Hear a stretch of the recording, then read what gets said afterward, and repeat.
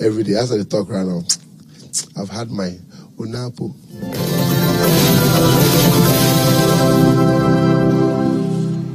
Good morning. Yes. It's a beautiful Tuesday morning. How are you? It's Wednesday, I'm okay. actually. Yeah. So you skipped the already. days just went by so fast. I thought today was Tuesday. Today is 20-something. Yeah. Oh. Yeah. So you said don't 20-something. I think today should be the 21st. Yes. You think it should be, but it is the 21st of November. It's a Wednesday, the day we were born. We're literally in the hump day of the week. We have just 2 days to go. We've already had 2 days, so today is the day to actually, beef up the energy a bit if your energy is low, and just achieve all those things you've set for yourself. How are you? I'm okay by the grace of God. God has been good to me. Though I sin, He shows mercy. God has been good to me. That's good. And how are you? I'm good. I'm grateful. I'm grateful to be alive. I'm thankful for life, for my friends, for everyone. So I'm happy. But you might be a nice girl. Really? Yeah.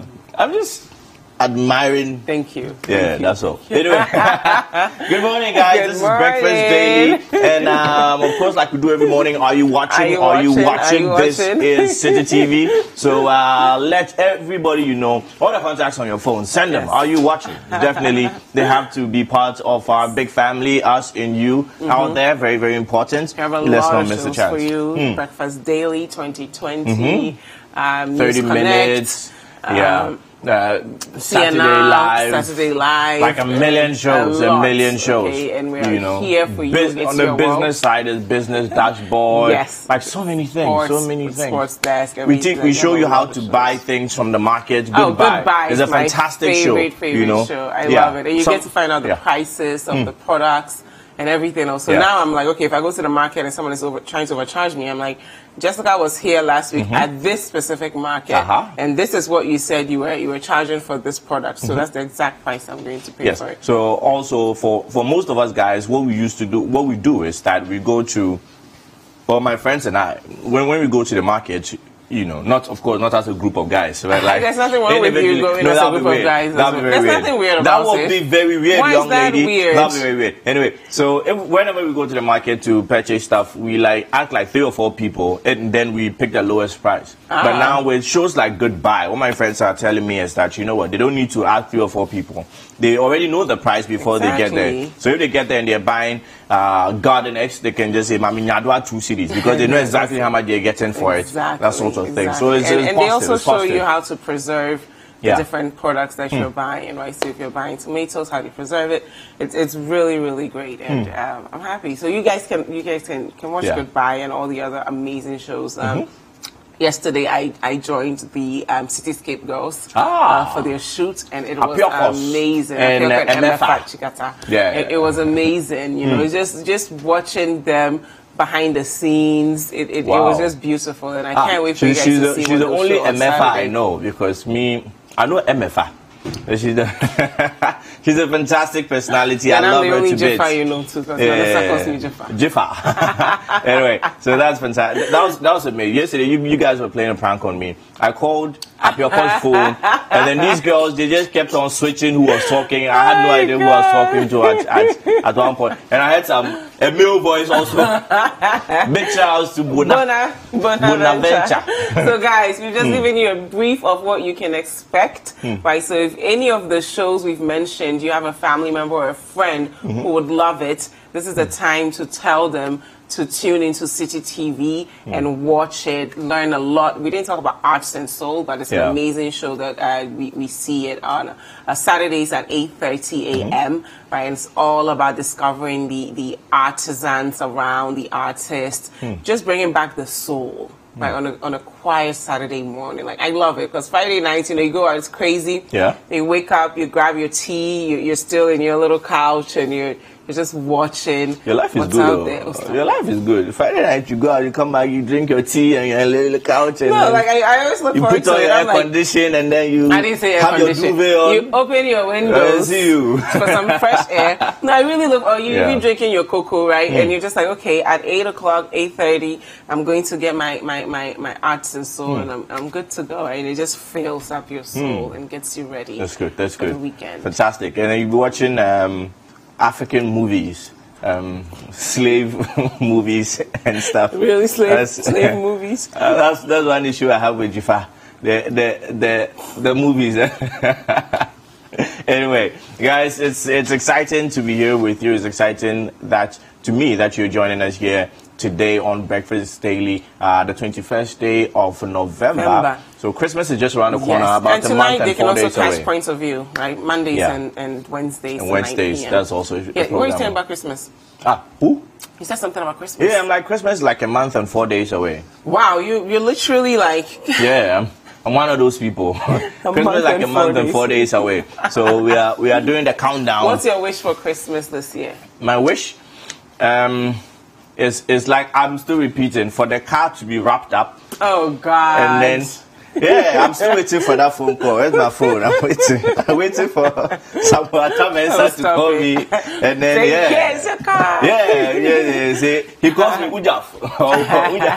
Ujaf. Then they throw the car and the key at me. Or he should be on his balcony. And then you come down there, just drop the car key. Yeah. So that's all you want for Christmas? Yeah, that's my Christmas wish. Oh. And what's your Christmas wish? I just want to spend it with my friends. Every day that you are going to be... No, I want to do like a little... You want hungry children to eat, and then you want the floods to stop and do you... No, like I really enjoy quality time, right? So one thing I do when I meet a new friend is I want to discover their love language, right? Is it words of affirmation? Is it quality time? Is it gifts? So your love language is probably gifts, because you want to get a gift for Christmas. Heavy gifts. I like quality time. So I want to spend quality time with the people who matter most to me. So that's what I want to do on Christmas. So that's what you want for Christmas. Let's cook together. Let's play games together. Let's share ideas. Let's have fun. Let's build memories. But you want to spend quality time with who? My friends. Okay. My family. There's whoever. a plural there. Huh? There's a plural there. Friends. Yeah, it can be just one person. I'm just trying to understand. I just have a cookout, right? 2 years ago, I did something like we're all going to cook. It's not we're not going to eat. So we made a list of what we want. So when you're coming, you bring rice. Someone else will bring beef. Someone else will bring chicken. Someone will bring oil. It was weird in the beginning because people were like, we're used to going to someone's house to eat, not going to their house to cook. And it ended up being fun, right? So Lori, who's a supermodel here, she was making the food. Now you came to help out. So many awesome people. We all came together, about like 40 to 50 people in one. I got a massive kitchen. Someone donated their kitchen for us to use. So we're all in the kitchen making food and everything else. So when the food was about to be ready, I said, okay, let me go get ice cream for dessert. I came back and the food was gone. And I'm like, we spent all day making this food and I didn't even get to taste some. But what did you bring? You just provided a kitchen. I know. I brought some stuff, but the most important thing is I brought all these people together. It's okay. They had fun. You can eat your ice cream, that's fine. Eat your ice cream and tea bread. It's okay. I did eat the ice cream. So we made pancakes and ice cream. So some people made pancakes and we added the ice cream. Or at least you had some pancakes. I had some pancakes. We thank God for pancakes. But I was not even hungry, right? So the idea of the cooking is not really for the food, but it's for the company. And I feed off that because, that's what I value, quality time. So having all these people that mean so much to me together and us having fun and us being thankful and grateful was just refreshing, and it filled me up. I didn't need to eat that day. This thing that you say, is it for... No, it's just who I am. You should know this. The company fills you up. It's not about the food you're eating. If you don't eat, you are filled by the company. Yeah, that's just okay like the car will fill you up. Anyway, speaking of cars, something terrible happened in Kumasi yesterday. I don't know if you were following it. Yeah, the gas explosion. Yeah. Yeah, I mean, some reports are indicating, preliminary reports seem to indicate that, in an attempt to seal some gas leakage or something, the explosion happened. I mean, there are varying reports out there, but bottom line is that an explosion happened, a life was lost, sadly, and may his soul rest in peace. Yeah, and we need to make sure that these things don't happen again, right? We're at a point where we should be able to predict these things and prevent them from happening. But let's look at that report and continue the conversation. Yeah. Ghana National Fire Service in the Ashanti region has begun investigations into the cause of an explosion at the Prime Gas retail outlet located at Krofom in Kumasi. Officials say preliminary investigations show there was fire at one of the pumps at the main supply tank at the outlet. More than 7 cars and 6 container shops were all burnt after fire from the gas station spread through a nearby mechanic shop. 3 persons who were rushed to the Konfo-Anokye Teaching Hospital are in critical condition after sustaining severe burns. School children were evacuated from the Grace Ebenezer International School, which shares a wall with a gas retail outlet. Proprietor of the school, Bishop J.K. Jemfi, called for the immediate relocation of the gas station. Honestly speaking, since 6 years ago, and I've been reporting this case to one KMA, I'll send the same letter to regional office. The time of even NDC time, and we have been walking about it several times. They brought 5 people for investigation, and we know that they are going to close that filling station down. But the only thing I want to express right now to the government and everybody, the citizens in Ghana, that we need not to stay for disaster to occur before they take action about it. So simple, cut everything short. What we are seeing right now, I'm pleading to the government to stop this gas filling station. Let them go to a far distance. And we know definitely that wherever there is a town, it's not there we ought to build gas filling station. Ashanti Regional Fire Commander ACFO Joshua Ngwa also spoke to Citi News. When the report came to my control room at 7:49, the reporter said that it was a gas station, especially at a gas station. So instantly we dispatched 5 appliances. I was already in the office. I had to leave the office and join them, because it tells you that we know the way gas, when it comes to gas firefighting, even a split second is very important. So when we were told that the place was on fire, they could see the blazing fire, then we have to instantly come to make sure that so we dispatched 5 appliances, which we all came in, and God being so good, in less than an hour, we brought the inferno down.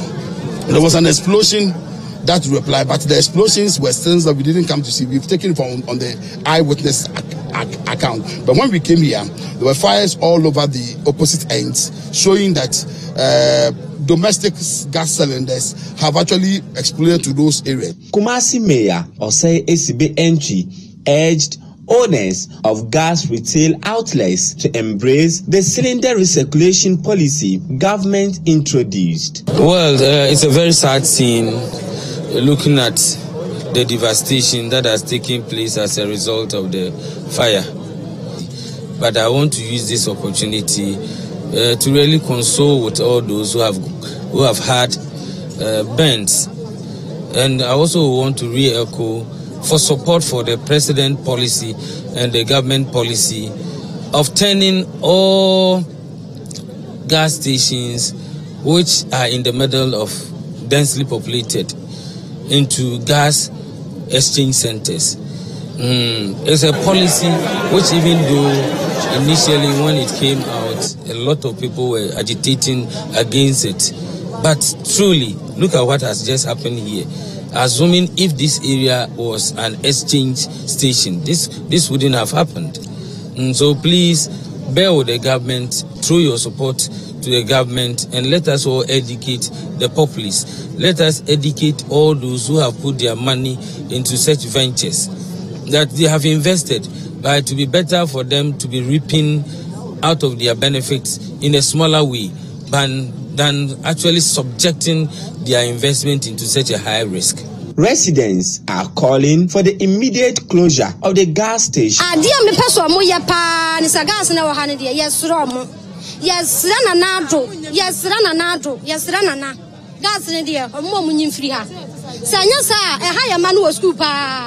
Because unim fear, unim sawa jalo bad na school.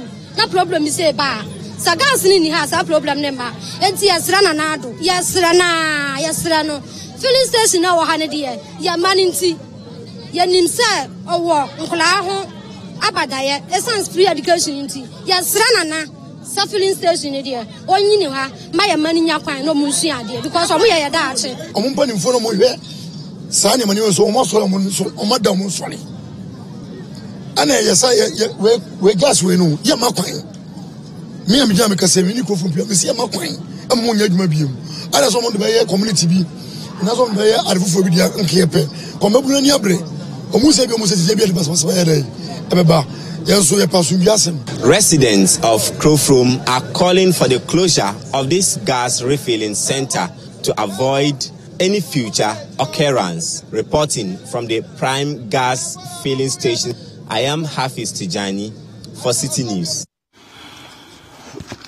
Well, it's sad that we still have to face incidents like this. I mean, since I think 2017 or so, there's been the issue of the national gas recirculation policy, and we haven't really heard much from that. There has been strong indication. I mean, from the likes of Hassan Tampuli, who's the CEO of NPA, would let you know that we are starting the rollout of this recirculation policy in 2019. We understand that it will be difficult or close to impossible to say that immediately, because of the explosion, immediately remove your gas filling installation from here to there. It would rationally take some time. So we understand maybe how they've been given up to 2019 for the first quarter of 2019 for this particular policy to be rolled out.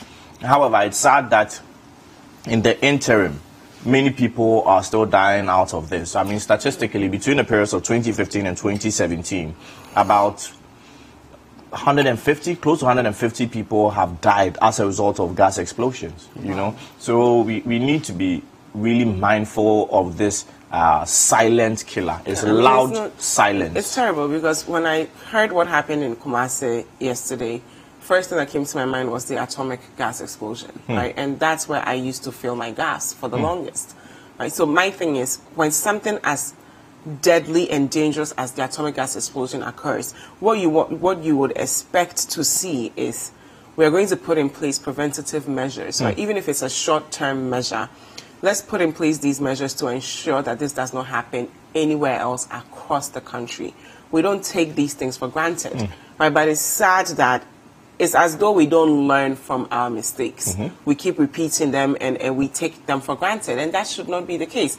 No lives should be lost. It could have happened to any one of us, right? We all run out of gas, we take it, and then these things happen. So the stations that are currently in place, is there some sort of regulation that they are supposed to follow to ensure that certain things don't happen that will lead to an explosion and loss of lives, right? Is there a way we can actually ensure that people are not around these vicinities? I don't know if it's possible, but the atomic gas explosion happened over a year ago. You would think that after 1 year, we would have learned some things and known how to at least handle these things better.